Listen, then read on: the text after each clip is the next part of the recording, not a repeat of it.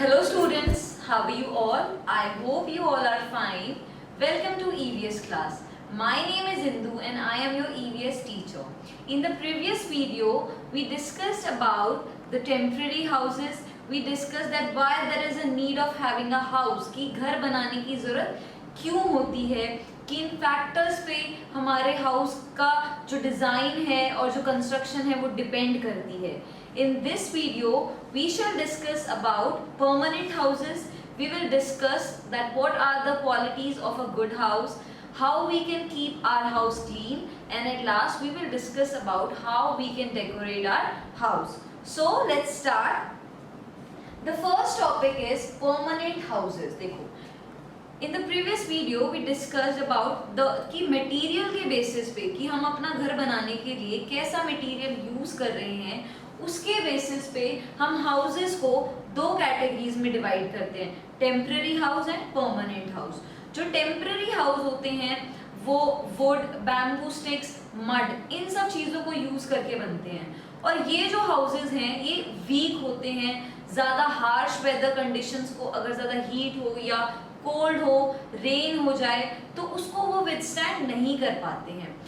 In this video अब हम पढ़ रहे हैं परमानेंट हाउसेस के बारे में. हम टेम्पररी हाउस और परमानेंट हाउस को कंपेयर करेंगे कि कौन बेटर होता है, कौन ज़्यादा स्ट्रॉन्गर होता है.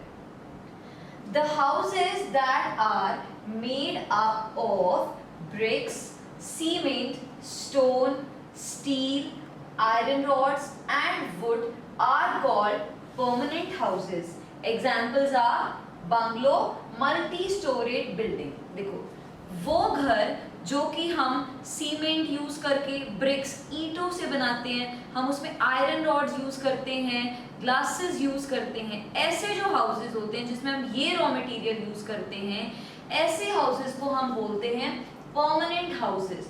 और जब हम परमानेंट हाउसेस को टेम्पररी हाउसेस के साथ कंपेयर करते हैं तो हमें पता लगता है कि जो परमानेंट हाउस है वो स्ट्रॉन्गर होते हैं देन टेम्पररी हाउस, क्योंकि जो रॉ मटेरियल यूज हुआ है वो हार्श वेदर कंडीशंस को, जो हमारे आसपास क्लाइमेट में चेंजेस हो रहे हैं, उनको इजीली विथस्टैंड कर पाता है, उनको वो रेजिस्ट कर पाता है.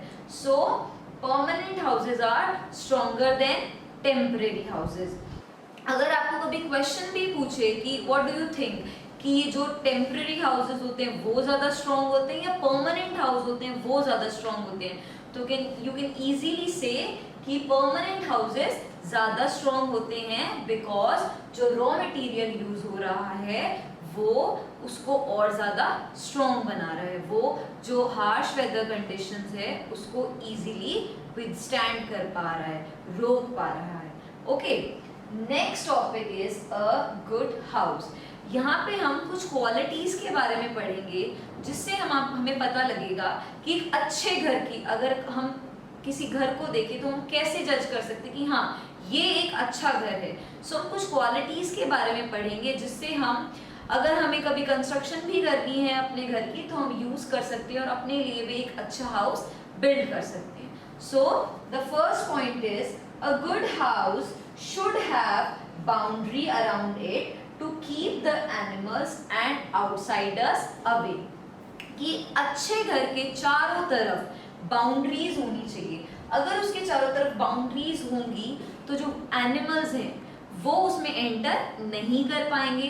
एंड ऑल्सो आउटसाइडर्स, अगर कोई थीव्स हैं या कोई अनजान कोई पर्सन है, अननोन पर्सन है, वो भी उसके अंदर एंटर नहीं कर पाएंगे, हमें ज़्यादा सेफ फील होगा.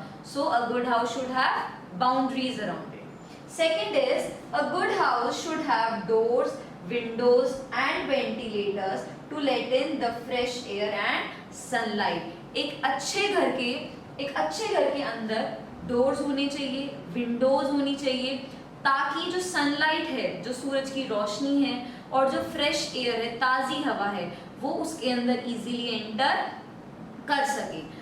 अगर आपके घर के अंदर सनलाइट एंटर नहीं करती है तो देखो उसके कितने सारे नुकसान हैं. सनलाइट से क्या होता है, आपके घर में नमी नहीं आती है.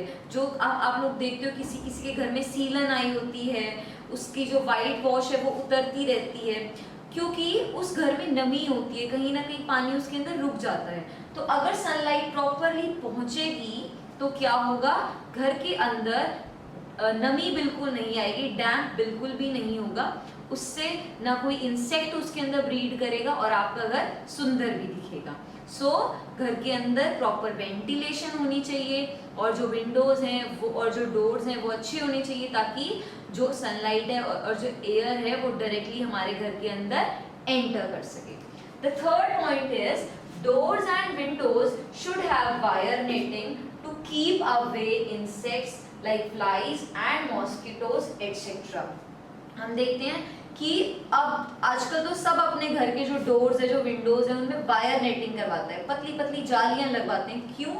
ताकि उनके थ्रू जो मॉस्किटोज हैं, मच्छर हैं या हाउस फ्लाइज हैं या और कोई इंसेक्ट है वो एंटर ना कर पाए। क्योंकि ये जो इंसेक्ट्स होते हैं अगर ये हमारे घर में एंटर करते हैं then they may cause some harmful disease, इनके वजह से हमें कोई हार्मफुल बीमारी हो सकती है। सो इट्स बेटर कि the doors and window should have wire netting, उनमें जाली लगी हो। Next point is a good house should have a good drainage system, most important, good drainage system। देखो हमारे घर में बाथरूम्स होते हैं, वॉश बेसिन्स होते हैं और उनमें पानी के लिए आउटलेट्स होते हैं।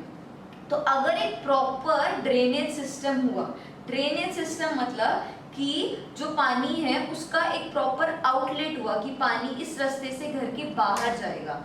सो क्या होगा, एक तो हमारे घर में कोई भी इंसेक्ट ब्रीड नहीं करेगा। अगर सपोज कि एक प्रॉपर ड्रेनेज सिस्टम नहीं है, हमारे घर में पानी इकट्ठा होने लग गया है, तो क्या होगा, घर में स्मेल हो जाएगी, मॉस्किटोज ब्रीड करेंगी, हाउस फ्लाइज आएंगी। सो एक proper drainage system is must. Next point is the floor of kitchen and bathroom should be sloping so that water flows out easily। जो हमारे bathrooms है, जो kitchens है, उनकी जो floor है, जो फर्श है, वो sloping होनी चाहिए, थोड़ी सी sloping होनी चाहिए, ताकि अगर पानी आ रहा है तो वो easily जो भी आउटलेट है उससे घर के बाहर जा सके। अगर स्लोपिंग नहीं होगी, सपोज वो फ्लैट है बिल्कुल, तो पानी फर्श पे इकट्ठा होगा, फर्श खराब होगी, प्लस उसके अंदर बहुत सारे इंसेक्ट्स आएंगे, मॉस्किटो ब्रीड करेंगे। सो हम मेक श्योर करें कि जो किचन है और जो बाथरूम है उसकी जो फ्लोर है वो थोड़ी स्लोपी हो, ताकि पानी इजीली बाहर जा सके। The last point is surrounding of the house should be clean and green। जो हमारे घर के आसपास का एरिया है वो साफ सुथरा हो, ग्रीन हो, आसपास पेड़ हो, ताकि वो एयर को फ्रेश कर सके। So these were some points जिससे हम पता कर सकते हैं, जिससे हम जज कर सकते हैं कि is it a good house और a bad house. Next we are going to discuss that how we can keep our house clean, cleanliness of the house, that how we can keep our house clean, कैसे हम अपने घर को साफ सुंदर रख सकते हैं। First point is sweep and mop your house every day। Daily हमें अपने घर को ब्रूम स्टिक से, जो झाड़ू होती है उससे क्लीन करना चाहिए, जो फ्लोर है उनको क्लीन करना चाहिए। इससे क्या होगा, हमारा जो घर है वो और साफ और सुंदर दिखेगा। Next point is throw the waste into the dustbin. जो भी वेस्ट है, जो भी गार्बेज है हमारे घर का, उसे हमें सिर्फ डस्टबिन में ही थ्रो करना चाहिए, इधर उधर नहीं फेंकना चाहिए। अगर आप उसको इधर उधर डालोगे तो आप खुद अपने घर को खराब कर रहे हो। सो इंस्टेड हमें क्या करना चाहिए, throw the garbage only in the dustbin. Third is dust your furniture daily. जो भी हमारा फर्नीचर है उसकी हमें डेली डस्टिंग करनी चाहिए by using a piece of cloth. हम एक छोटा सा पीस ऑफ क्लोथ ले सकते हैं और उससे हम हमारे घर के जितना भी फर्नीचर है उसको क्लीन रख सकते हैं। Fourth point is clean the bathroom and kitchen using a disinfectant. जो हमारे बाथरूम्स हैं, किचन है, उनको जब हम क्लीन करें तो हम मेक श्योर करें कि हम एक डिसइंफेक्टेंट यूज कर रहे हैं। फॉर एग्जाम्पल आजकल तो बहुत सारे डिसइंफेक्टेंट्स आ रहे हैं, फिनाइल्स हम यूज़ करते हैं, हार्पिक हम यूज़ कर रहे हैं। सो जब हम डिसइंफेक्टेंट्स यूज़ करेंगे तो जो बहुत छोटे छोटे जर्म्स है जो हमें दिखाई नहीं दे रहे हैं वो बिल्कुल हमारे घर से, बाथरूम्स, किचन से रिमूव हो जाएंगे and the chances of causing any disease will decrease. Fifth point is whitewash your house every year. हमें हमारे घर को हर साल वाइट वॉश करवाना चाहिए. इससे हमारा घर प्रेजेंटेबल दिखता है. जब कोई हमारे घर आता है तो उन्हें खुद बहुत अच्छा लगता है. So to make our house look more beautiful we should white wash it every year. Sixth point is use curtains at doors and windows to stop the dust from entering the house. जो हमारे घर के doors हैं, Windows हैं, उन पे हमें curtains use करने चाहिए ताकि जो डस्ट है वो उसको पेनिट्रेट करके उनके अंदर से हमारे घर में एंटर ना कर सके. So we should use curtains at doors and windows. The next point is grow plants and trees around the houses as they keep air fresh. हमारे घर के चारों तरफ हमें पेड़ लगाने चाहिए.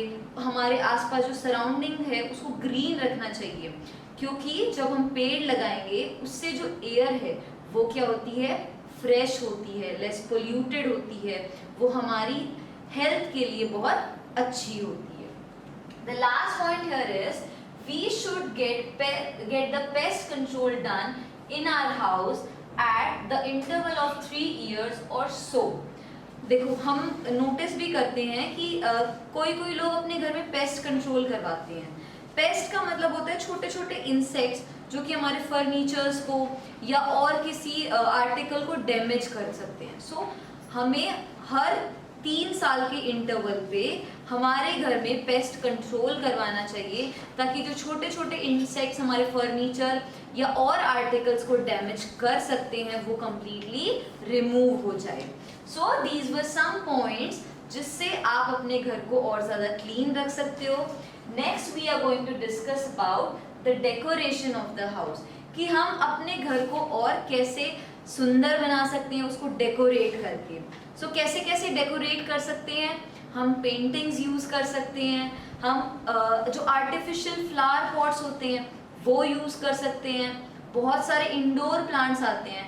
फॉर एग्जांपल हम मनी प्लांट यूज कर सकते हैं, और एक प्लांट होता है जिसको आप स्पाइडर प्लांट बोलते हो, स्नेक प्लांट, ये सब इंडोर प्लांट्स है. तो जब हम इन्हें अपने घर में रखेंगे तो हमारे घर के अंदर की जो एयर है वो फ्रेश होगी, प्लस हमारा घर भी और सुंदर लगेगा. और इसके अलावा और हम क्या क्या कर सकते हैं, वी कैन यूज स्टैचूज, जो मूर्तियाँ होती हैं, जो स्टैचूज होते हैं, उनको अपने घर में यूज कर सकते हैं ताकि हमारा घर और सुंदर लगे. So these were some tips जिससे आप अपने घर को क्लीन रख सकते हो और अपने घर को डेकोरेट कर सकते हो. So now we will do a quick recap कि हमने क्या क्या डिस्कस किया.